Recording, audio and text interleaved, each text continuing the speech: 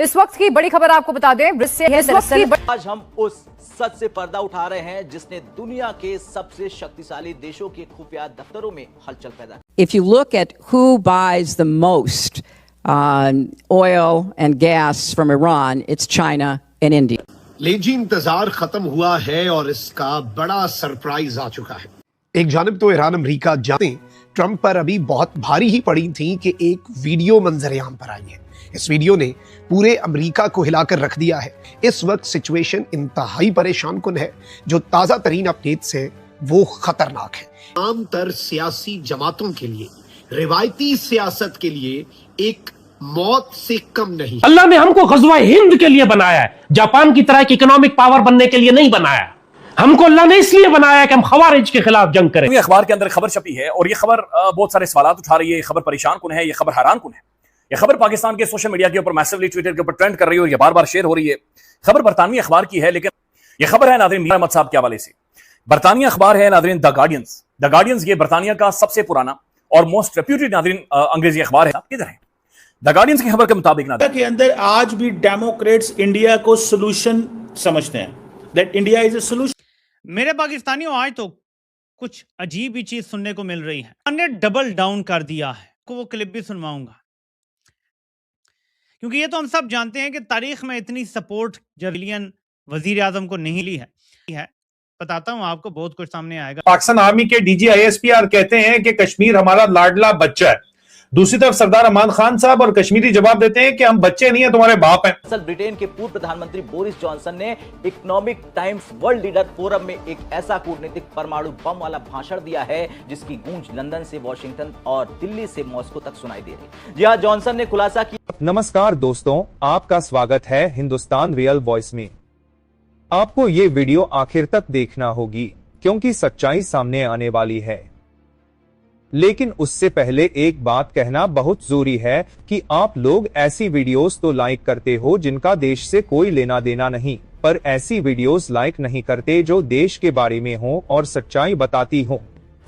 अगर आप सच में भारतीय होने पर गर्व समझते हैं तो कमेंट में भारत माता की जय जरूर लिखें और कमेंट में ये भी जरूर बताएं कि आप ये वीडियो कौन से देश या शहर से देख रहे हैं। दोस्तों, आज की कहानी सिर्फ भारत, पाकिस्तान या ईरान की नहीं है, बल्कि इसके पीछे अमेरिका की बदलती रणनीति और मिडिल ईस्ट में बढ़ते तनाव का भी बड़ा खेल दिखाई दे रहा है।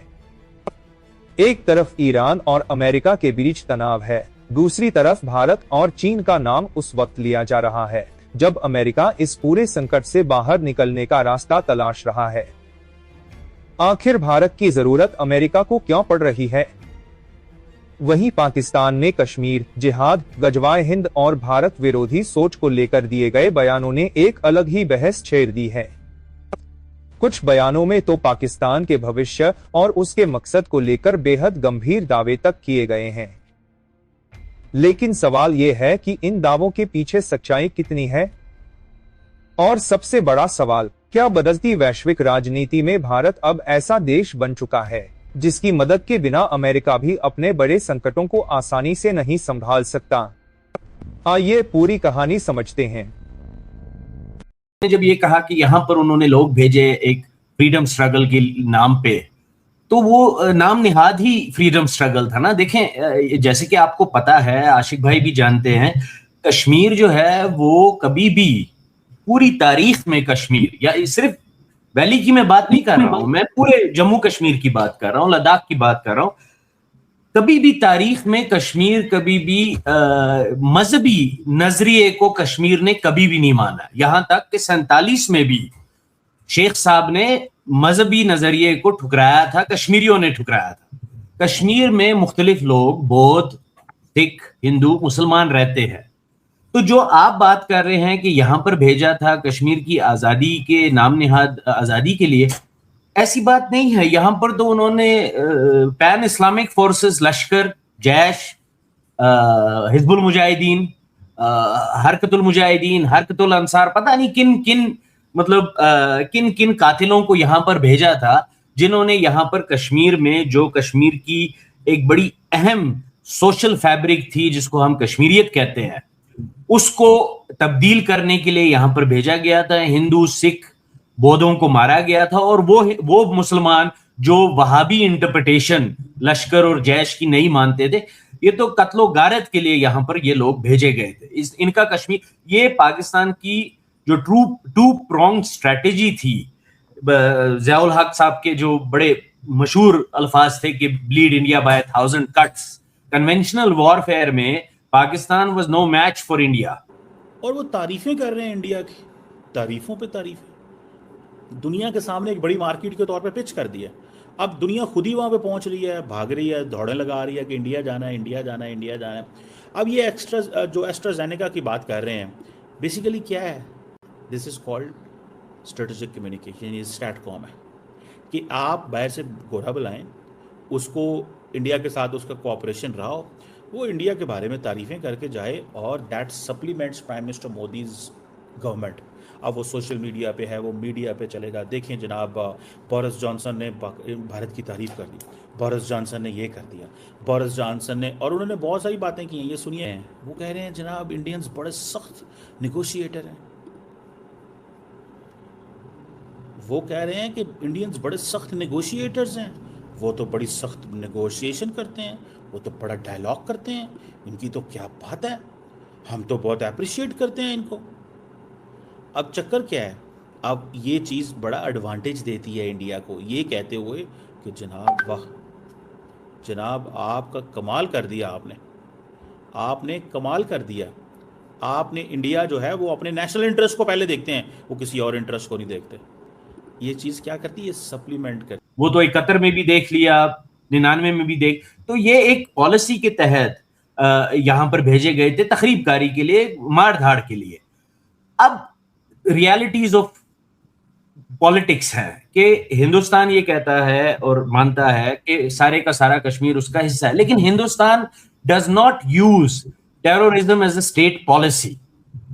तो हिंदुस्तान मतलब बंदूक पीओके के लोगों के हाथ में अगर थमा देता है, तो वो उनके लिए, वो फिर हिंदुस्तान उनकी जो ऑब्जेक्टिव्स हैं, फिर हिंदुस्तान उनके खिलाफ काम कर। हिंदुस्तान देखिए, हिंदुस्तान पॉइंट टेकन सर, आज की गवर्नमेंट है, मुख्तलिफ गवर्नमेंट्स आई हैं, लेकिन सिविल डिसोबीडियंस जो आज पीओके में चल रहा है, यही एक तारीख है जो आगे चल सकती है। हाँ, अलबत्ता ये बात आपकी जरूर सही है कि मैं ये समझता हूं, जिस तरह आशिक साहब ने भी कहा कि कश्मीर के लोग, यहाँ के लोग, और यहाँ पर वो आवाजें उठी हैं, किश्तवाड़ में उठी हैं, राजौरी में उठी हैं, पुंछ में, यहाँ का जो इलाका है वहां पर उठी हैं कि हमें चाहिए अपने कश्मीरी भाई बहन जो है, जो वहां पर जिनको पाकिस्तान जो है आईडीएफ की तरह, वहां पर इजरायली डिफेंस फोर्सेस की तरह गाजा को जिस तरह ट्रीट कर रही है, वैसे पाकिस्तानी फोर्सेस आज पीओके को ट्रीट करें। तो हमें ये चाहिए यहाँ के कश्मीर के लोगों को, वो आप स्टेट लेवल पे कर सकते हैं, हिंदुस्तान के साथ मिलके वो आम आवाम कर सकती है। कम से कम उनकी जो दवाई, खाना, कपड़े, कम से कम इसके लिए हमें आवाज उठानी चाहिए और इसमें हमें मदद करनी नजर आ रहे हैं। और पाकिस्तान में हुकूमत की कोशिश ये है कि वो IMF का प्लान हासिल कर ले, और IMF कहीं कोई हर्डल ना क्रिएट कर दे, कहीं ऐसा ना हो कि वहां पर जो सियासी रस्साकशी है और जो सियासी कुश्ती हो रही है उसके अंदर कोई ऐसा रखना डाल दे या ऐसी रुकावट डाल दे कि IMF कहे कि भाई टाटा बाय बाय, हम आपको जो है ये पैसे नहीं दे सकते, पहले आप अंदर के मामला ठीक करें फिर हम आपको पैसे देंगे। वहां पर ये मसले पड़े हुए हैं, वहां पर ये मुश्किलात कि इंडियन जो लीडरशिप है वो ब्रिलियंटली प्ले करती है, और वो हमें बेवकूफ़ बनाने में का। देखें पहले कितने टैरिफ हुआ करते थे, अब टैरिफ नहीं है, अब कम टैरिफ हैं। और फिर उसके ऊपर इसको बोलते हैं स्ट्रैटकॉम, ये स्ट्रेटेजिक कम्युनिकेशन है। दो चीज़ें होती हैं, या आप अपने लोगों को लेके बाहर जाते हैं, वहाँ जाके आप अपनी खुद कम्युनिकेट करते हैं चीज़ें, और वहाँ पे लोगों को बताते हैं, वहाँ आर्टिकल्स लिखवाते हैं, अखबारों में आते हैं, मेन स्ट्रीम मीडिया पे आते हैं, वो ये गवर्नमेंट खुद करती है। लेकिन ये इंडिया के मीडिया की ये जॉब है कि उन्होंने इस तरह के समिट करवाने होते हैं। जैसे ही पाकिस्तान बनता है, मदीने की रियासत कायम होती है, पहला हुक्म है तलवार निकालो, फौरन कश्मीर में जंग शुरू होती है हिंदू मुशरिकों के खिलाफ। यह पहली जंग थी, बाकायदा जंग एक इस्लामी रियासत ने हिंदू मुशरिकों के खिलाफ शुरू की औरंगजेब आलमगीर के बाद। औरंगजेब आलमगीर ने जंग की थी इन मुशरिकों के खिलाफ, उसके बाद मुसलमानों ने जहाद तर्क कर दिया था। 200 साल के बाद, 300 साल के बाद मुसलमानों ने फिर तलवार निकाली कायदे आजम की क़यादत में, जैसे सैयदी रसूलुल्लाह ने हिजरत फरमाते ही बदर के लिए तलवार निकालने का हुक्म दिया था। हैरतंगेज ममासलत है हमारी मदीने के साथ। और फिर उसके बाद से लेकर आज तक पाकिस्तान ने तलवार वापस नहीं, नाम डालेंगे कभी। ये जो लोग बकवास करते हैं कि पाकिस्तान हर वक्त नाजुक सूरत हाल से गुजरता रहता है, हर वक्त हालत जंग में रहता है, हम कयामत तक हालत जंग में रहेंगे। पाकिस्तान को अल्लाह ने बनाया इसीलिए, हमें अल्लाह ने तलवार इसीलिए दी है। हम माशी ताकत नहीं है लेकिन एटमी ताकत है। तुम ये अल्लाह के राज नहीं समझते, तुम्हें नजर नहीं आता कि अल्लाह तुम्हें किस मकसद के लिए तैयार। अल्लाह ने हमको गज़वा हिंद के लिए बनाया है, जापान की तरह एक इकोनॉमिक पावर बनने के लिए नहीं बनाया। हमको अल्लाह ने इसलिए बनाया कि हम खवारिज के खिलाफ जंग करें। अल्लाह ने हमको इसलिए बनाया कि हम यहूदियों के खिलाफ जंग करें और मस्जिद अक्सा को आजाद कराएं। अल्लाह ने हमको इसलिए बनाया है कि हम उम्मत मुस्लिमा की हिफाजत करें। यह हमारा रोल है। अल्लाह ने हमको इसलिए बनाया है कि हम मुसलमान दुनिया को लीड करें, उसकी कमांड करें, उसकी हिफाजत करें और यहां एक माहौल बनाए कि जिसमें हम खिलाफत अलहम नहज नबुवा को दोबारा कायम कर सकें। फॉर्मर फॉरेन सेक्रेटरी हैं हिलरी क्लिंटन, उन्होंने एक इंटरव्यू में कहा कि अगर अमेरिका मिडल ईस्ट से बाहर निकलना चाहता है तो इंडिया की मदद ले और चाइना की मदद ले। अच्छा, know that is a very interesting question मेरी सेंस के अंदर। और वो कैसे एक इंटरेस्टिंग क्वेश्चन है कि how come India help America get out of the situation, कैसे बाहर निकाल सकता है अमेरिका उनको? एक सवाल बनता है ना।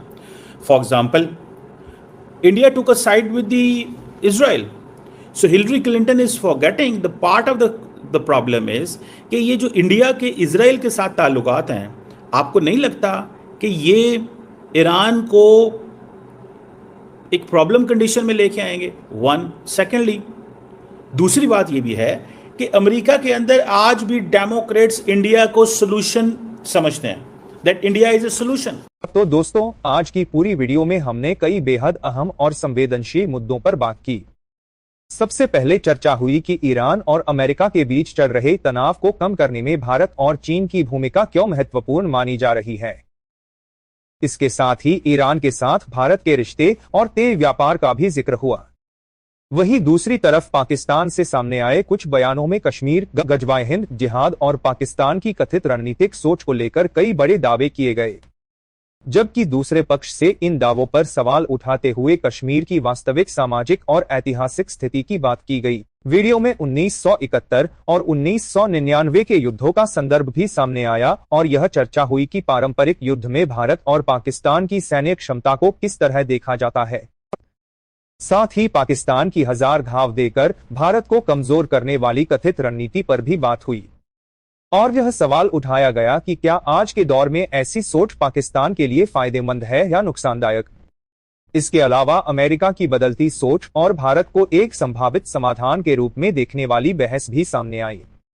अब आप बताइए, इन तमाम बयानों और घटनाओं को लेकर आपकी क्या राय है? क्या आपको लगता है कि भारत की वैश्विक भूमिका लगातार मजबूत हो रही है और पाकिस्तान की ऐसी रणनीति के बारे में आप क्या सोचते हैं? कमेंट में अपनी राय जरूर बताइए और साथ ही यह भी लिखिए कि आप यह वीडियो भारत के किस शहर, पाकिस्तान या दुनिया के किस हिस्से से देख रहे हैं। अगर वीडियो जानकारीपूर्ण लगी हो तो इसे लाइक करें, चैनल हिंदुस्तान रियल वॉइस को सब्सक्राइब करें और वीडियो को ज्यादा से ज्यादा लोगों तक पहुंचाएं। मिलते हैं अगली वीडियो में, तब तक के लिए नमस्कार, जय हिंद।